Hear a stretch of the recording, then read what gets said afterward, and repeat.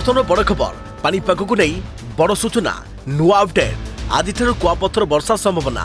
वज्रपातर विपद थिबा नहीं सतर्क सूचना एसबू जिलावासी सतर्क रुहंतु प्रबल वर्षा सह बहिब पवन जानिबा संपूर्ण खबर ता पूर्व वीडियो को लाइक करंतु जदि पारुछंती आपनकर सांगसाथी मानको वीडियोटी को शेयर करनियंतु जदि फ्रेंड्स आपण माने हमर ए चैनल ले नुआ ही वीडियो देखचोंती पूर्व सब्सक्राइब करनाती तबे निहाती चैनल को सब्सक्राइब करे सहित पाखरे आस्तुबा बेल आइकन को बजाय रखतांतु तेबे आज राज्यर किछि जिले में कुआपथर वर्षा होई पारे एने भुवनेश्वर स्थित आंचलिक पानीपाग केन्द्र पक्षरु पूर्वानुमान कर जायछे केन्दुझर जाजपुर ढेंकानाल कटक कोरापुट और मालकानगिरी जिला को चेतावनी जारी कर जायछे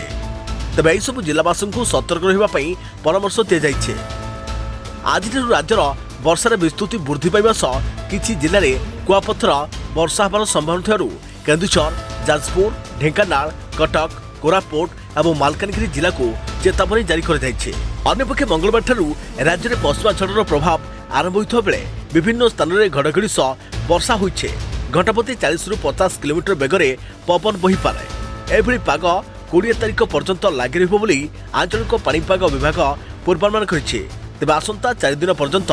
राज्यर विभिन्न स्थान में घड़घड़ी सह वज्रपात वर्षा कुआपथर वर्षा होबार संभावना रहिछे तेबे एथिपाई 9 जिला को येलो वार्निंग जारी कर जायछे एही सब जिला गुड़िक हला सुंदरगढ़ देवगढ़ केन्दुझर मयूरभंज झारसुगुड़ा बरगढ़ मालकानगिरी कोरापुट और नयगढ़ सेपरी आसंता काली पई मालकानगिरी कोरापुट रायगड़ा नवरंगपुर गंजाम कंधमाल गजपति केन्दुझर मयूरभंज बालेश्वर जिला को येलो वार्निंग जारी होइछे तेबे आसंता 20 तारिख में मध्य किछि स्थान में प्रबल वर्षा होबार संभावना रहिछे एने आंचलिक पानीपाग केन्द्र पक्षरु येलो वार्निंग जारी कर जायछे अन्यपटे कुआपथर मानस पवन बहिब एवं किछि जिले में वज्रपातर विपद थिबारु घर बाहर को मना कर जायछे एही समय सतर्क